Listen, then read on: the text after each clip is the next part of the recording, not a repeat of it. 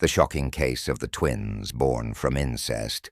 One became a genius, the other a monster. They had no name in the registers, yet everyone in the village knew the children existed. Some had seen them running barefoot and dust-covered behind the chicken coop. Others asserted they had heard their voices through the rusted wire fence, like a repeated murmur, as if they were speaking to each other in a secret language. No one dared to enter. No one asked too many questions. And that was what revealed the horror for over 10 years. I am Burgo, and this is Mexico Prohibido. If you are already here, I ask you to subscribe to the channel, because the stories we tell are not easy to find. They are neither comfortable nor beautiful, but they are necessary. We will reveal what many would prefer to keep buried. It all began in 1993 in a forgotten rural community in the state of Veracruz. San Pedro Solalpa was barely more than a dozen unpainted concrete houses, a few old tractors, and a primary school that functioned when the teacher felt like showing up.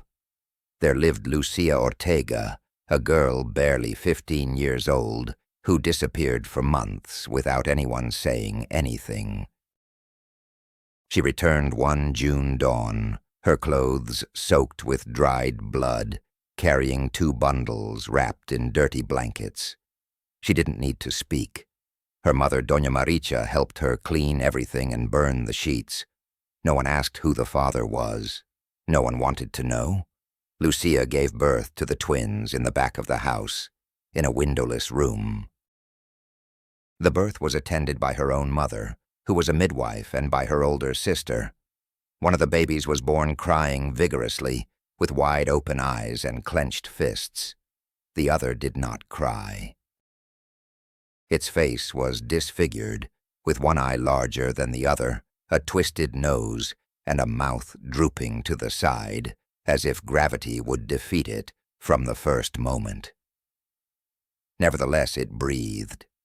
They were given the names of 2 prophets, Damian and Elias, but they were not registered in the civil registry.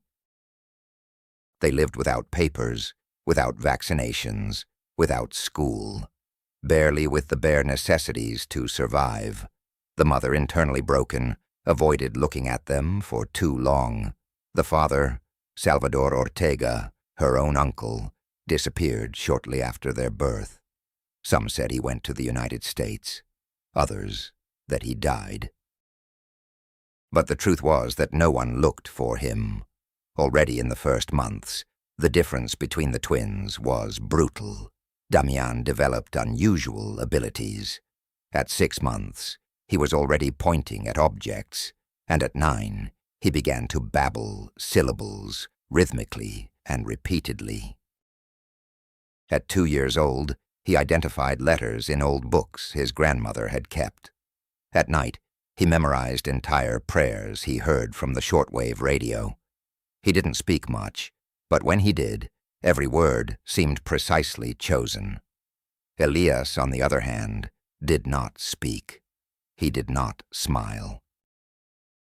His skull grew with irregular shapes, and his back began to curve over the years. He had nocturnal seizures, frequent fevers, and an absent gaze, as if his consciousness floated elsewhere. He pulled out tufts of his hair. He screamed for no reason. He chewed on the corners of the furniture until he broke them with his teeth. Lucia kept them locked up most of the day. If anyone approached the house, she pulled down the curtains and played music to cover any noise. The children only went into the backyard, where the tall grass reached their waists. There they played among chickens and rusted trash, barefoot, without toys, without friends. During a community medical visit, everything began to change. A volunteer nurse, Clara Reyes, came from Jalapa with a small primary health care team. While examining the older adults of the village, a neighbor quietly remarked that there were some special children in the Ortega's house. Clara approached cautiously and knocked on the wooden door, already weathered by the sun. Lucia opened it only a few centimeters. She said she had no children. Clara saw a child's silhouette in the background, a disproportionate head and luminous eyes staring at her without blinking. That night, Clara wrote a report and sent it to the nearest DIF delegation. She did not expect a response, but they did respond. 3 weeks later, a silent operation arrived in the village. 2 social workers and a rural doctor entered the Ortegas' house with a signed order. What they found took their breath away. The room where the children slept was an improvised cell. It had no windows. The floor was dirt.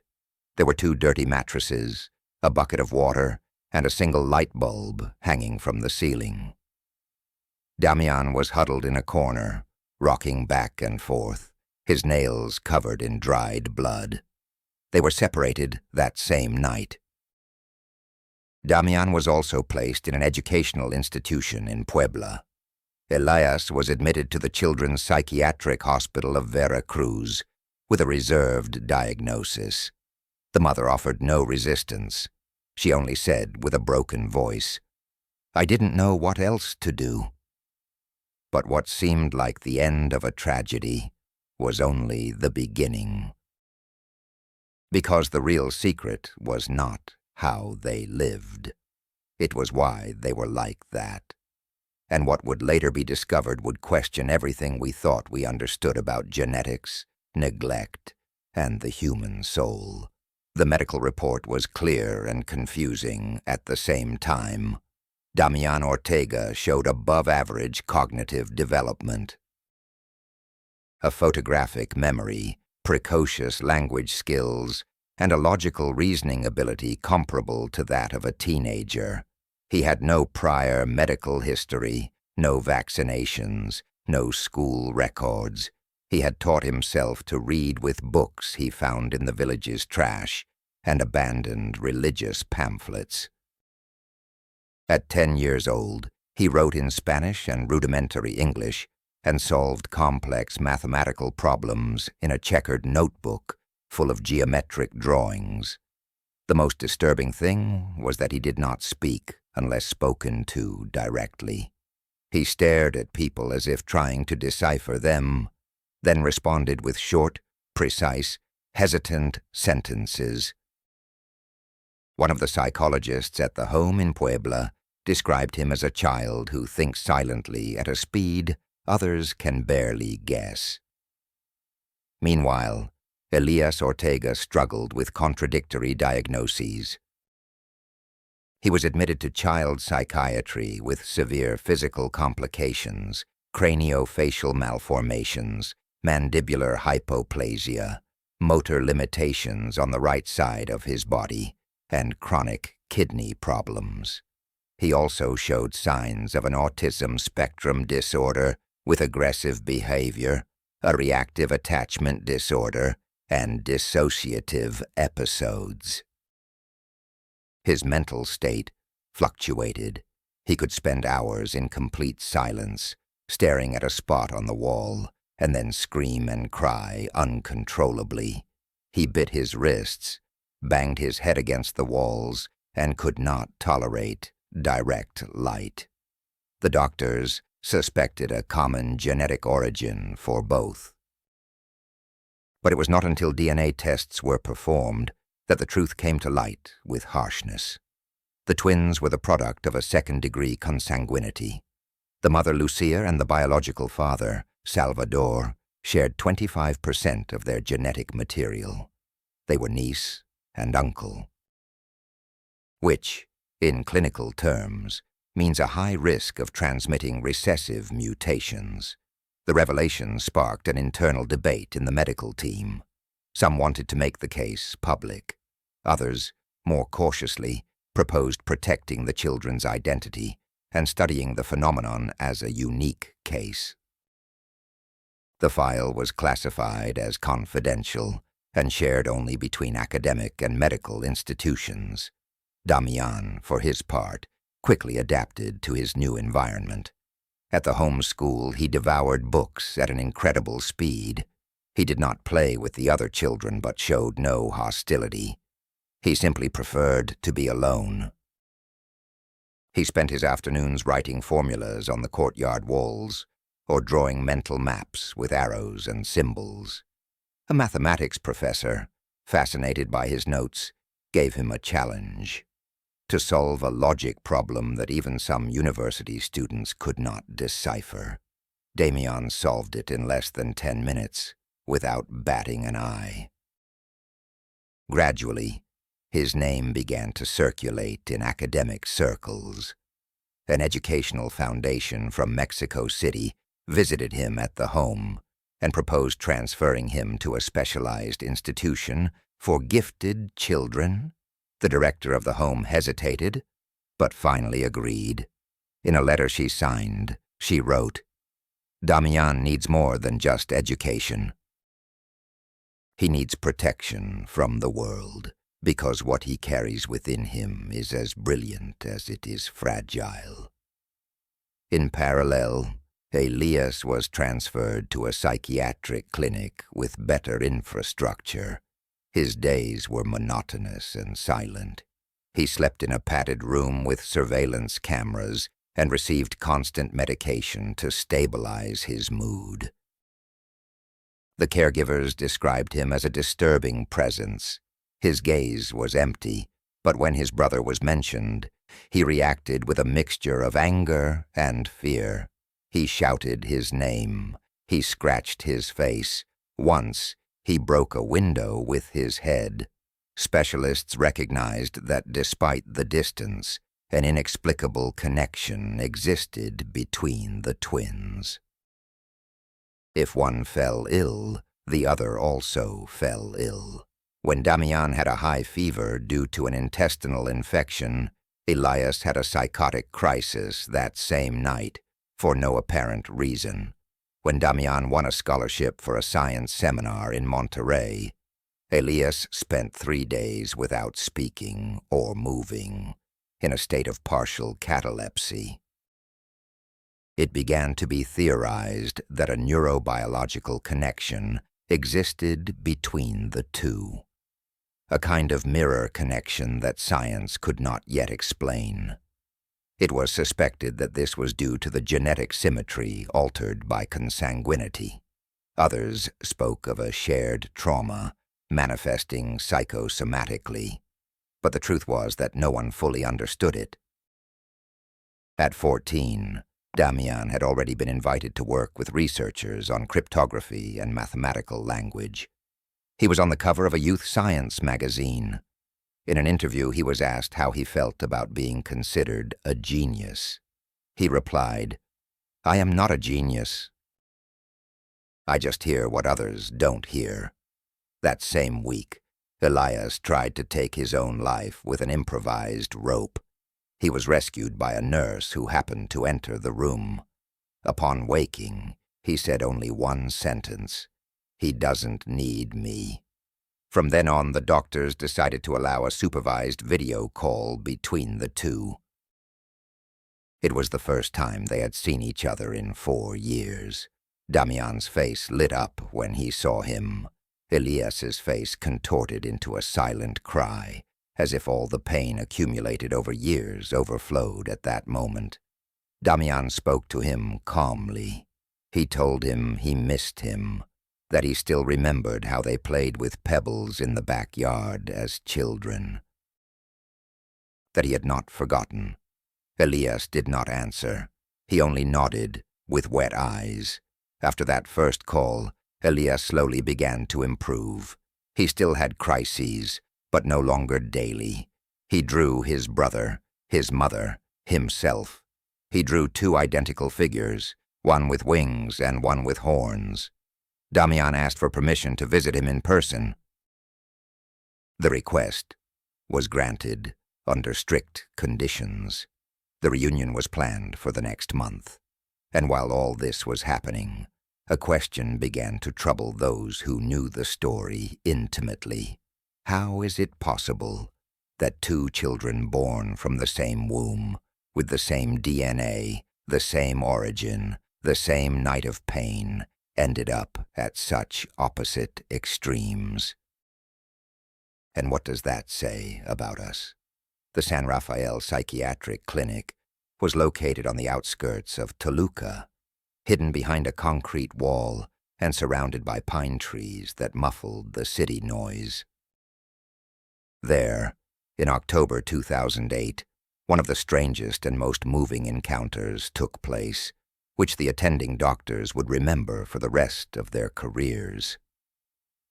Damian Ortega, just turned 15, got out of the car that had brought him from Mexico City.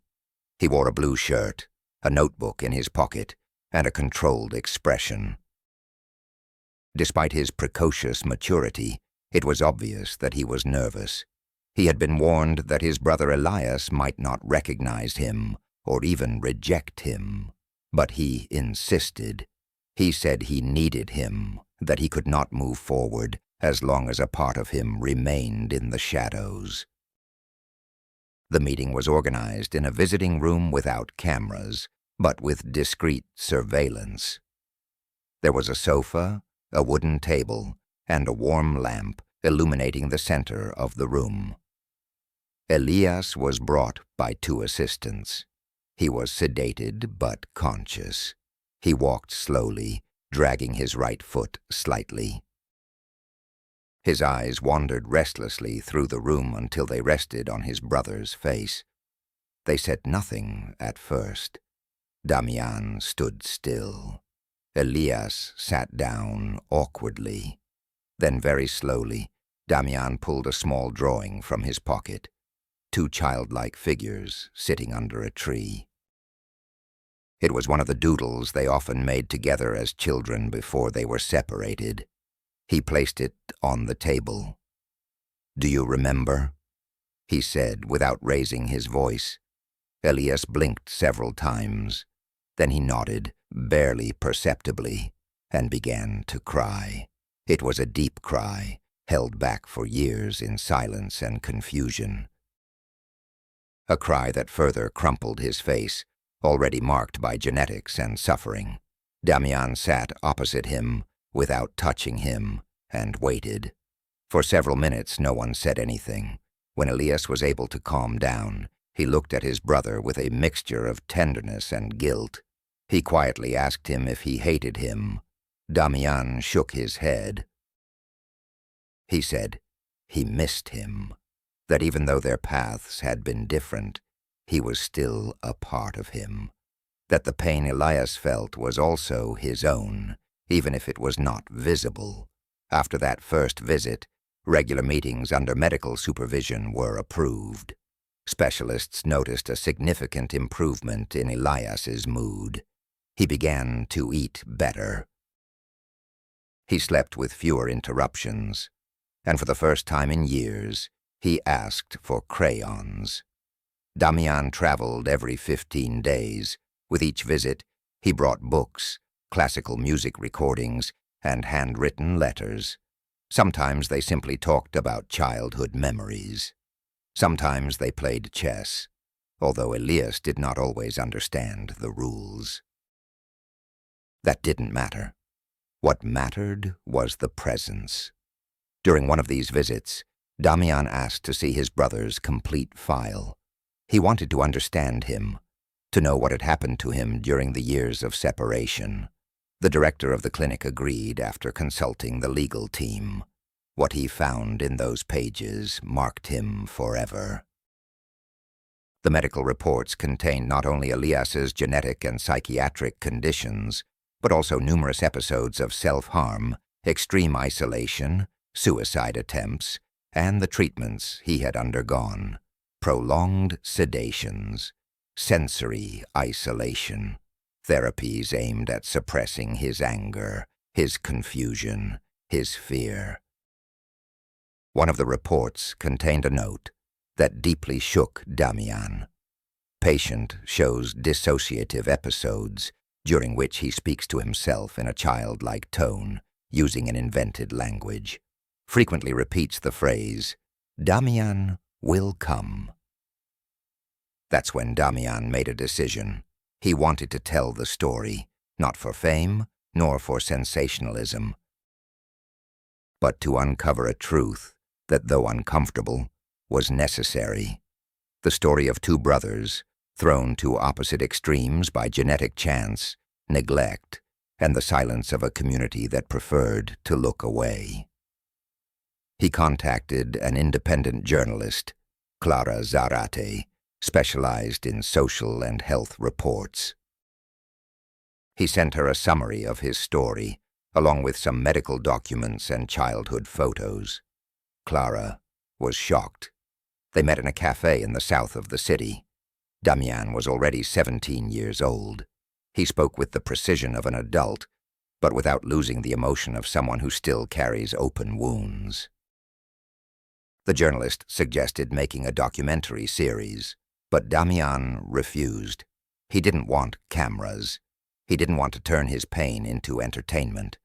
Instead, he agreed to write an article in the first person, which was published in a medical journal. The text, titled "My Broken Mirror," was shared thousands of times on social media. It sparked ethical, social, and scientific debates. Should cases of inbreeding be monitored by the state? To what extent could a rural community hide atrocities behind the facade of tradition? What was needed so that someone like Elias was not condemned from his first breath? Elias, who did not fully understand the scope of the article, only knew that his brother had spoken for him, and that was enough. In his drawings, which became increasingly complex, a new element appeared, a bridge, always the same one.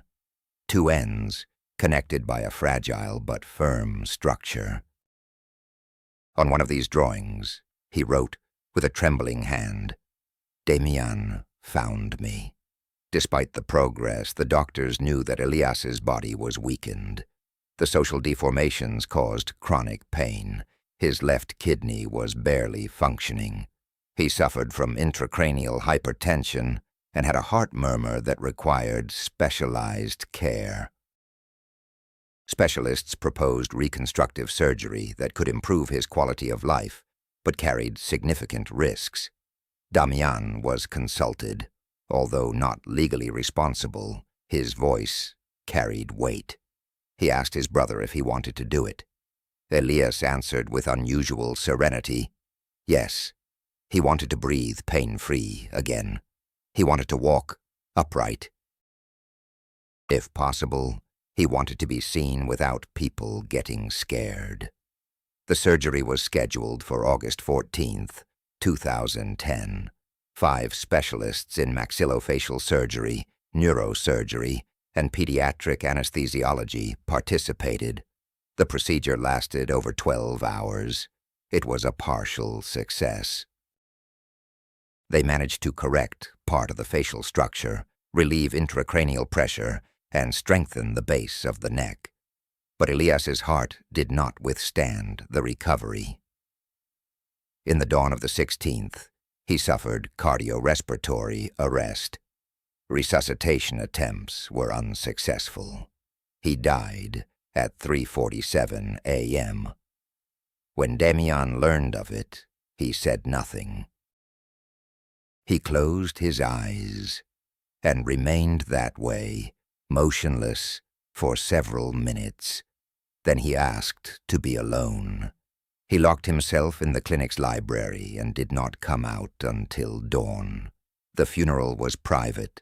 Damian requested that the coffin be white, that the drawing of the bridge be placed on his brother's chest, and that he be buried in San Pedro Solalpa, where it all began.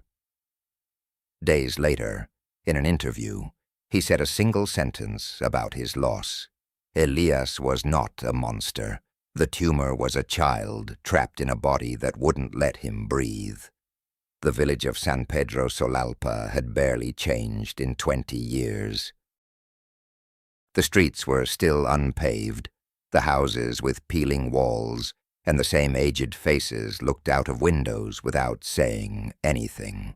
As the hearse drove into the village, Some crossed themselves, others simply lowered their gaze. No one asked who was coming. No one needed to know. In that place, secrets were not denied. They were simply buried.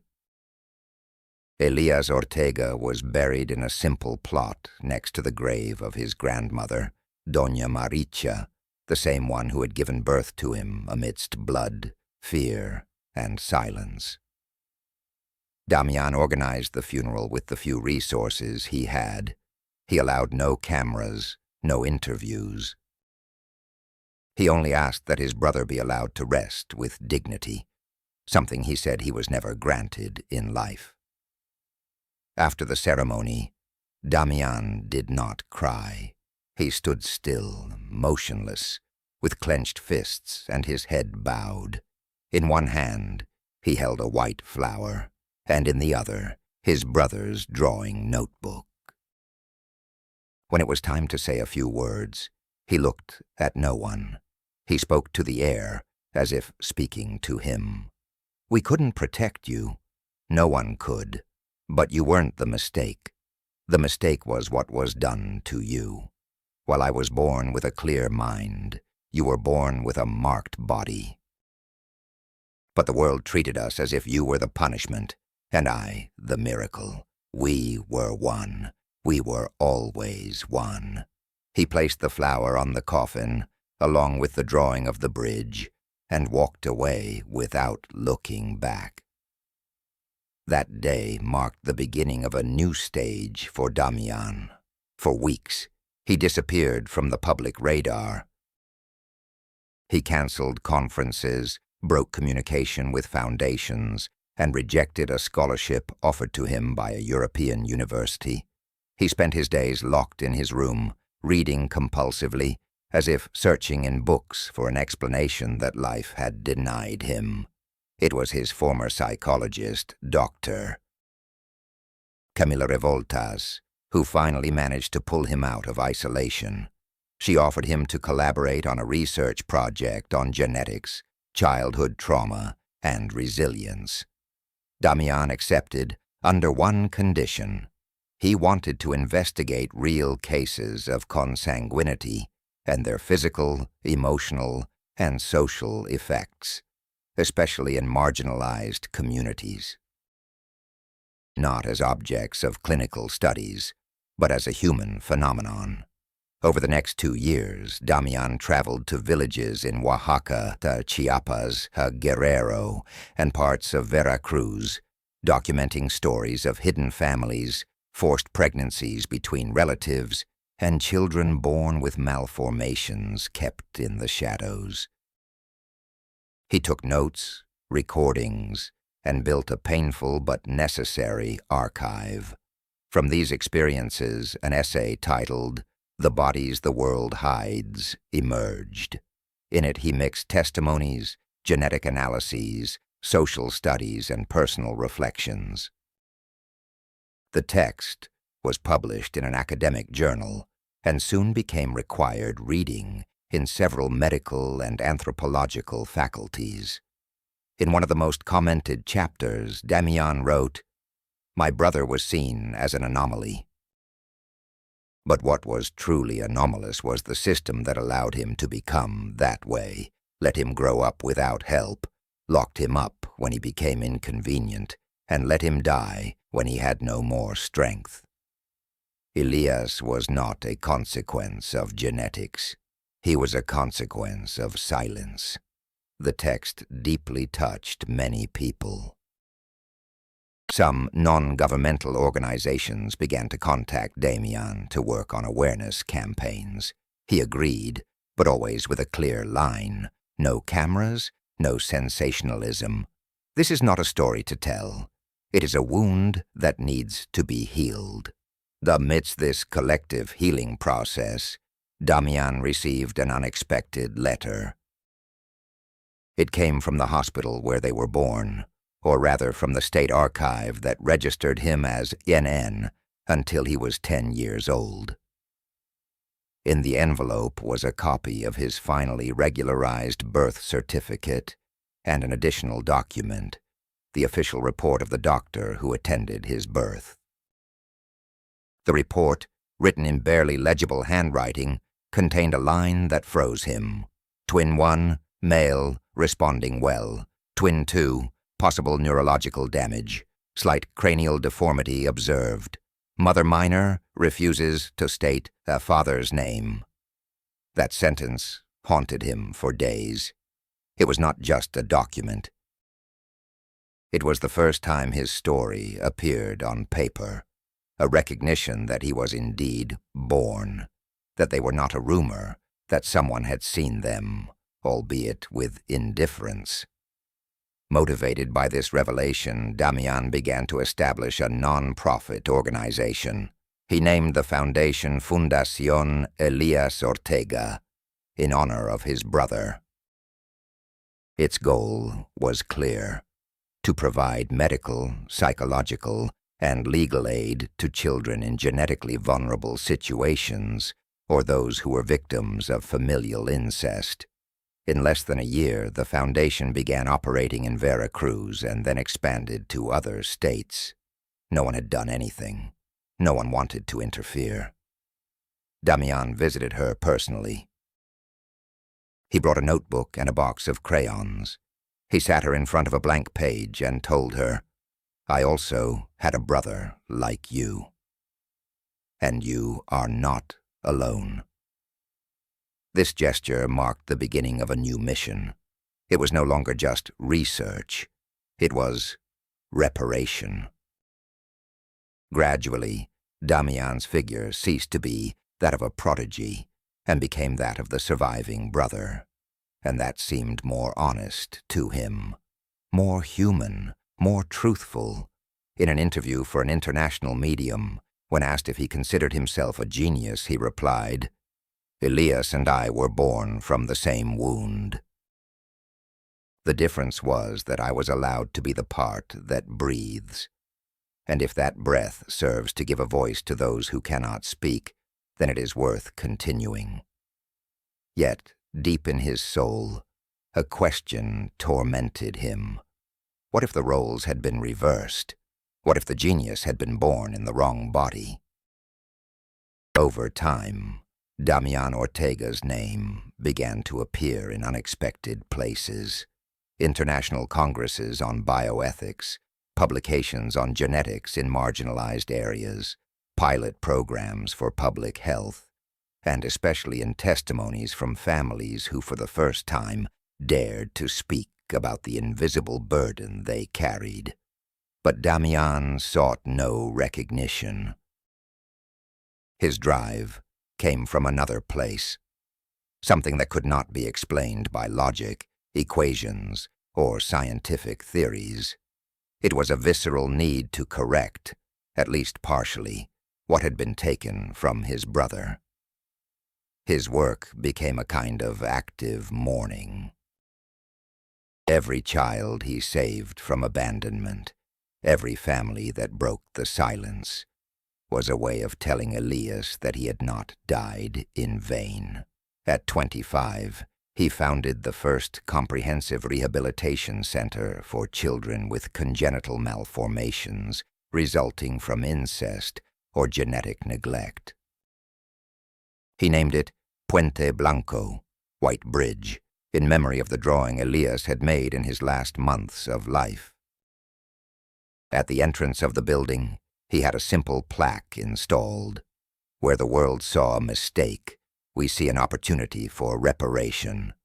This center offered not only medical care, but also psychological support, legal advice, and family accompaniment. The professionals working there had been directly trained by Damian. They knew that what they were doing was not charity, but justice.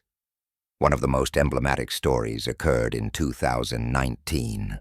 A 14-year-old boy with severe malformations and cognitive retardation was brought to the Puente Blanco Center by his aunt. They lived in an isolated community, and no one had wanted to admit him to schools or hospitals. When Damian saw him, he recognized in his gaze the same emptiness he had seen in Elias. He sat him in front of a blank page and offered him a pencil. The boy, trembling, drew a seated figure under a tree. Then he wrote his name, letter by letter. This gesture, minimal for any other child, was a revelation for Damian. He understood that language, memory, emotion. Everything can arise even in the most inhospitable areas if someone dares to truly look. Not with stigmatization, not with fear, but with presence. Over the years, Damian also led a secluded life. He never married. He never allowed his story to be filmed or documented. He said there were already too many voices speaking for those who did not live. What was missing was for those who lived, even from the margins, to finally be able to speak. And although he avoided interviews, he once agreed to attend a meeting with university students. At the end of his speech, a young man asked him how he managed to endure so much darkness, so much injustice without breaking. Damian paused. Then he said, "It's not about enduring. It's about remembering. Every time I'm tired, I think of my brother. I think that he was me too. But he didn't have my voice, nor my legs, nor my chance. So I walk for both of us. I speak for both of us. And every time one of these children finds their place in the world, it's as if he lived again, even if only a little." The auditorium was silent. Some cried, others simply looked down. But everyone understood that they were standing before someone who had not chosen his fate, but had embraced it with a strength that disarmed every argument. Today, Damian Ortega continues his work silently. The Elias Ortega Foundation has opened new branches in Chiapas and Guerrero. The Puente Blanco Center has become a model example throughout Latin America. And in hundreds of villages where there was once only fear and silence, today there are community networks that watch, protect, and act. No one can change the origin with which they were born, but one can decide what to make of that story. Damian was not just a genius, nor was Elias a monster. They were brothers who sought each other from opposite ends of the same abyss, found each other, and paved a way for others so they don't have to fall. And if you've made it this far, I want to ask you for something. Subscribe to this channel. Here we tell stories that many prefer to hide.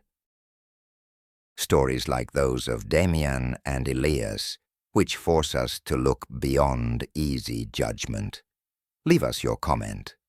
What would you do if you discovered that part of your story had been silenced for years? And most importantly, share this video with someone who needs to understand that even from the darkest pain, a light can emerge that transforms. We'll see you in the next forbidden story of this country. I am Burgo, and this is Mexico Prohibido.